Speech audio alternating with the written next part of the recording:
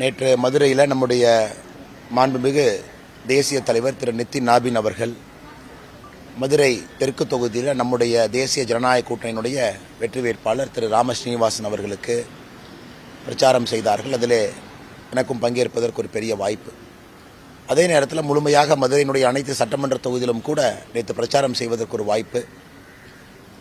நாம் இந்த பத்திரிகையாளர் சந்திப்பில் தெரிவிப்பது என்னவென்றால், மதுரையிலிருந்து 2 சிட்டிங் அமைச்சர்கள் இருக்கின்றார்கள். 2 பேர், திரு பிடிஆர் அவர்கள் இருக்கின்றார்கள், திரு மூர்த்தி அவர்கள் இருக்கின்றார்கள். இருவரும் மதுரை மக்களுக்கு பகிரங்கமாக ஒரு மன்னிப்பு கேட்கணும். ஏன்னா அவங்களுடைய பிரச்சாரம் பண்ணுறதெல்லாம் நான் பார்த்தேன். ஒரு முழுமையான ஒரு பொய்யை மதுரை மக்கள் முன்பு சொல்லிக் கொண்டிருக்கின்றார்கள். அது என்னன்னா, மதுரையினுடைய மெட்ரோவை பற்றி. அருமை சொந்தங்களே, இன்னைக்கு தமிழகத்தில் கோயம்புத்தூருக்கும் மதுரைக்கும் முதல் கட்டமாக மெட்ரோ வேண்டும் என்பது நம்ம எல்லோருடைய விருப்பம். 2 நகரமும் மிகப்பெரிய நகரம், தொழில் வளர்ச்சி, அதிக மக்கள் தொகை இருக்கக்கூடிய நகரம். ஆனால் மாநில அரசு தவறான ஒரு டிபிஆர் அனுப்பியது மட்டுமல்ல, அதற்கு மத்திய அரசு 14 நவம்பர் 2025 நீங்கள் அனுப்பியிருக்கக்கூடிய டீட்டெயில் ப்ராஜெக்ட் ரிப்போர்ட்டில் இருக்கக்கூடிய பிரச்சனைகள் எல்லாம் சரி செய்து எங்களுக்கு திருப்பி அனுப்புங்கள் என்று சொல்லியும் கூட கடந்த 5 மாத காலமாக அதற்கு இவர்கள் பதில் கடிதம் அனுப்பியதாக தெரியல. எதற்காக பகிரங்கம் அனுப்பினா, மாநில அரசு அனுப்பியிருக்கக்கூடிய அந்த கடிதத்தில் அவங்க இருக்கிறது அப்படியே நான் படிக்கிறேன், நம்ம நண்பர்கள் நீங்கள் கேட்கணும். As regards Madurai Metro Rail project, it is stated that the proposal has been examined. நீங்கள் அனுப்பின ப்ரொபோசல் நாங்கள் பார்த்தோம். As per CMP of this project, duly approved by state government, it has been mentioned that the current ridership is justifiable for a BRTS, para 5.2.5. மத்திய அரசு என்ன சொல்கிறாங்கன்னா, நீங்கள் அனுப்பின ப்ராஜெக்டில் நீங்கள் அனுப்பியிருக்கக்கூடிய ரிப்போர்ட்டில் பேராகிராஃப் 5.2.5 மதுரையில் ரைடர்ஷிப்புக்கு வந்து பிஆர்டிஎஸ் பிளான் தான் நீங்களே ஜஸ்டிஃபை பண்ணியிருக்கீங்க. அதாவது பஸ் ரேபிட் டிரான்ஸ்போர்ட் சிஸ்டம் அப்படின்னு, அதாவது நம்ம ரோட்லேயே ஒரு தனியாக ஒரு பாதையை பிரித்து பஸ்ஸு மட்டும் போகிறதுக்கான பாதை. ஸோ மாநில அரசு அனுப்பியிருக்கக்கூடிய request letter or project report, அதுலேயே அவர்கள் ஆணித்தரமாக மதுரைக்கு மெட்ரோ வேண்டும் என்று கேட்கல. அவங்க கொடுத்துருக்கக்கூடிய நம்பர்ஸ் எல்லாம் வச்சு அவங்களே இந்த மாதிரி நம்பர்ஸ்க்கு பிஆர்டிஎஸ் தான் சரியா வரும்னு கேட்டிருக்காங்க. அப்ப அந்த 2 அமைச்சர்களும் பத்திரிகை நண்பர்கள்ட்டையும் மதுரை மக்கள்கிட்டையும் தெளிவுபடுத்தணும். நீங்க மெட்ரோ உண்மையால மதுரை கேட்டீங்களா? அப்படி உண்மையால நீங்க மதுரைக்கு மெட்ரோ கேட்டீங்கன்னா அந்த மாநில அரசு அனுப்பிய கடிதத்தை நீங்க மக்கள் முன்பு வைக்கணும். ஏன்னா மத்திய அரசு அனுப்பியிருக்கக்கூடிய பதில் கடிதத்தில் அவர்கள் தெளிவாக சொல்லியிருக்கிறார்கள், as approved by state government, it has been mentioned that the current ridership is justifiable for a BRTS ன்னு சொல்லியிருக்கிறாங்க. இதை தொடர்ந்து ஒரு இடத்திலும் கூட முதலமைச்சர் ஆரம்பித்து மதுரையினுடைய 2 அமைச்சர்களும் ஏதோ மதுரைக்கு நாங்கள் மெட்ரோ கொடுப்பதை தடுத்து விட்டோம் என்று பொய்யை பரப்பிக் கொண்டிருக்கின்றார்கள். அருமை சொந்தங்களே, அவங்க என்ன ரிப்போர்ட் அனுப்பியிருந்தாலும் கூட அவங்க சொல்லியிருக்கக்கூடிய பொய்யை உங்கள் முன்னால் வைக்கிறோம், அவ்வளோதான். ஆனால் நாம மே 4க்கு பிறகு நம்முடைய தேசிய ஜனநாயக கூட்டணி ஆட்சிக்கு வந்த பிறகு மறுபடியும் புதுசாக டிபிஆர் தயார் பண்ணி நம்பர்ஸ் எல்லாம் கரெக்டாக கொண்டு வந்து மக்கள் தொகை 20 லட்சத்துக்கு மேலே இருக்கக்கூடிய மக்கள் தொகையை கரெக்டாக கேப்சர் பண்ணி நாம் அதை கொண்டு வந்து மதுரை மக்களுக்கும் கோயம்புத்தூர் மக்களுக்கும் ஒப்படைப்போம். அதே போல நம்முடைய AIIMS All India Institute of Medical Science October November 2026 முழுமையாக மக்களுடைய பயன்பாட்டுக்கு மருத்துவமனை வர இருக்கு. எய்ம்ஸ் மெடிக்கல் காலேஜ் இப்பவே ஃபங்க்ஷனலாக இருக்கு, மருத்துவமனையும் மக்கள் பயன்பாட்டுக்கு வர இருக்கு. இந்த 2 செய்தியும் கூட மக்களுக்கு நேற்று பிரச்சாரத்தில் எல்லா இடத்திலும் கூட சொல்லி இருக்கின்றோம். அதனால் தேசிய ஜனநாயக கூட்டணி ஒரு பெரிய சரித்திர வெற்றியை மதுரையில் பதிவு செய்யும் என்கின்ற முழு நம்பிக்கை எங்களுக்கு இருக்கு. இதை தாண்டி உங்களுக்கு கேள்வி இருந்தால் கேளுங்கன்னா பதில் சொல்றோம். அரசியல் தலைவர் நீங்களும் குஷ்பு மேடமும் வந்து தனிப்பட்ட முறையில் இந்த திருப்பரங்குன்றம் தொகுதி கலவரை பற்றி தனிப்பட்ட முறையில் விமர்சித்து தேர்தல் நடத்திய விதிமுறைகளுக்கு மீறி எடுத்துருக்கு. என்ன பண்ணி சொல்லுங்கண்ணா? இப்போ தேர்தல் வேட்பாளர் வந்து தேர்தல் நடத்திய விதிகளுக்கு வந்து தனிப்பட்ட முறையில் விமர்சனங்கள் வந்து இதாக இருக்குது. யார் சொன்னாங்கன்னா? பொதுவாகவே சொல்லிட்டு திருப்பரங்குன்றம் இஷ்யூ பற்றி ஏன் பேசுறீங்க அப்படின்னு கேட்குறாங்களா?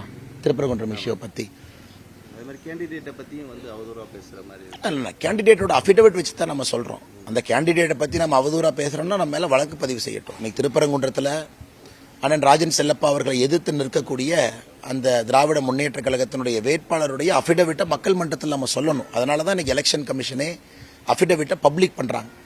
அது நியாயப்படி பத்திரிகை நண்பர்கள் நீங்களும் சொல்லணும், ஒரு கேண்டிடேட் எப்படிப்பட்டவர், எத்தனை குற்ற வழக்கு இருக்குன்னு.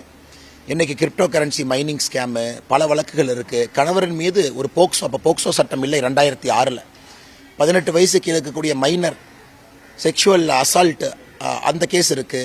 அது 10 வருடம் கழித்து 2016 தீர்ப்பு, அதன் பிறகு ஸ்டே. இதெல்லாம் மக்கள் வந்து தெரிஞ்சுக்கணும். ஓ, நம்ம வேட்பாளர் எப்படிப்பட்ட வேட்பாளர். அதனால தான் திருப்பரங்குன்றத்தில் பேசும் பொழுது அண்ணன் ராஜன் செல்லப்பா அவர்களை ஆதரித்து பேசும் பொழுது திராவிட முன்னேற்ற கழகத்தினுடைய வேட்பாளர் எப்படிப்பட்டவர், கணவர் எப்படிப்பட்டவர், எப்படிப்பட்ட வழக்குகள்லாம் அவங்க மேல இருக்கு. ஆனா நம்முடைய வேட்பாளர் எப்படிப்பட்டவர், ஒரு எம்பியா இருந்திருக்கிறாங்க, மேயரா இருந்திருக்கிறாங்க, எம்எல்ஏவா இருந்திருக்கிறாங்க அப்படின்னு இதை மக்கள் மன்றத்தில் வைப்பது எங்களுடைய கடமையாக கருதுகின்றோம்.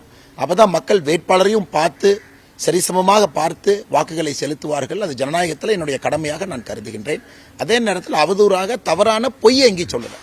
நேற்று மதுரை மத்திய தொகுதியில் அண்ணன் சுந்தர்சி அவர்களுக்கு ஆதரவாக பேசும் பொழுது பிடிஆர் அவர்கள் கூட யாரெல்லாம் இருந்தாங்க, ஏன்னா இவர் சும்மா சுந்தர்சீரனை பார்த்து வெளியூருக்காரன், பட் இவர் யாரு, பாதி நேரம் அமெரிக்காவில் தான் சுத்திட்டு இருந்தாரு, அங்கதான் படிச்சாரு, இன்னைக்கு அரசியல் இருக்காரு, மாத்தி பேசுறாரு.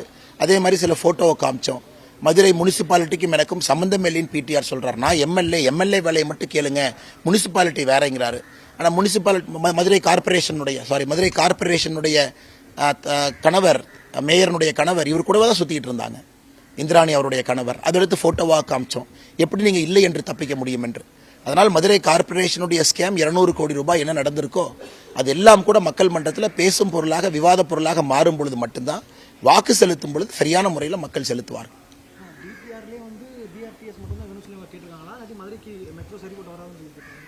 ஐயா, இவங்க கொடுத்த டிபிஆர் நான் திரும்ப படிக்கிறேன் பாருங்க. as per CMP of the project duly approved by state government, it has been mentioned that the current ridership is justifiable for a BRTS. இவங்க என்ன சொல்றாங்கன்னா, அந்த பிளான் கொடுக்கும் பொழுது மதுரையில் இவங்க எத்தனை மக்கள் ஏறுவாங்க, இறங்குவாங்க, ஒரு நாள் எத்தனை பேர் பயணம் பண்ணுவாங்க, எல்லாத்தையும் மென்ஷன் பண்ணி மாநில அரசே மென்ஷன் பண்றாங்க. நாம கொடுத்திருக்கிற ரைடர்ஷிப் நம்பருக்கு BRTS தான் ஜஸ்டிஃபையபிள்னு கொடுக்குறாங்க. ஐயா, ரிப்போர்ட்டே நீங்க தவறா கொடுத்துட்டீங்க பாருங்க. பேரா 5.2.5 மாநில அரசு இல்லை என்று சொல்லட்டும். மெட்ரோ மட்டும் வேண்டும் நீங்க கேட்டீங்கன்னா அதுக்கான நம்பர்ஸ் கொடுக்கணும். 20 லட்சம் எதுவுமே இல்லாம நீங்க மெட்ரோ வேண்டாம் என்பதற்காகத்தான் இந்த ரிப்போர்ட்டே நீங்க கொடுத்திருக்கீங்க. அரசியல் நேரத்தில் இது பொய் சொல்லணும் அப்படின்னு. அதனால மாநில அரசு இதுவரை கிளாரிஃபை பண்ணல. நாம தொடர்ந்து இந்த லெட்டரை பத்தி பேசிக்கிட்டே இருக்கோம். மெட்ரோ ரிஜெக்ட் பண்றாங்க. நீங்க கொடுத்த லெட்டரை முதல்ல மக்கள் மன்றத்தில் வைங்க. மதுரைக்கு மெட்ரோ நாங்கள் கொண்டு வருகின்றோம். ஆனா நீங்க மெட்ரோ கேட்டீங்களா? BRTS தானே கேட்ட மாதிரி தானே இந்த லெட்டர்ல மிக தெளிவாக மத்திய அரசு நவம்பர் 14, 2025 கொடுத்திருக்காங்க. இது முடிந்த பிறகு உங்களுக்கு அந்த வாட்ஸ்அப் குரூப்லயும் நான் சர்க்குலேட் பண்ணிடுறேன். அதையும் மார்க் பண்ணி கொடுத்துட்றேன். பத்திரிகை நண்பர்கள் நீங்க அதை பாருங்க.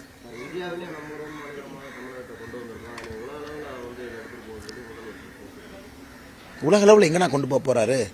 இன்னைக்கு இவங்க எப்படி சுத்திட்டு இருக்காங்கன்னா, உள்ளூர் சந்தையிலே விலை போகாத திராவிட மாடல் அரசு வெளியூர் சந்தையில யார் வாங்க போறாங்க? இவங்க போய் ஸ்பெயின்ல போய் டாஸ்மார்க் கடையை திறப்பாங்களா? இதான் திராவிட மாடல் அரசு. தமிழகத்தில் நம்பர் 1 வந்திருக்கிறோம், ஸ்பெயின்ல போய் டாஸ்மார்க் கடையை திறந்து பாருங்க எக்ஸ்டென்ஷன் அப்படின்னு திறப்பாங்களா? இல்ல அர்ஜென்டினால போய் பாலியல் வன்கொடுமை அதிகப்படுத்துவாங்களா? இல்ல தமிழ்நாட்டில் பாருங்க இவ்வளவு வழக்குகள் அதிகப்படுத்தி இருக்கிறோம், அர்ஜென்டினாக்கு வந்திருக்கிறோம், டாஸ்மார்க் திராவிட மாடல் அரசு வெளியே கொண்டு போறோம், என்னென்ன நம்பர் 1ங்கிறாங்க அவங்க. அதனால் இவர்கள், நான் உண்மையை சொல்ல வேண்டும் என்றால், வாய் இருக்கிறனால திமுகவுடைய தலைவர்கள் பிழைத்துக் கொண்டிருக்கின்றார்கள்.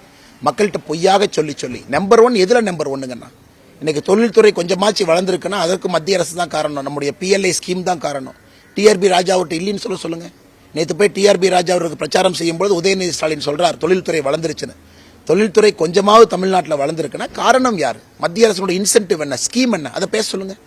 அது எதுவுமே பேச மாட்டாங்க. ஏதோ தமிழ்நாடு அரசு முன்னெடுத்து இவங்க எதுவுமே பண்ணல. 5 ஆண்டு காலமாக அதல பாதாளத்தில் தள்ளியது மட்டும்தான் இவர்கள் செய்திருக்கக்கூடிய சாதனை.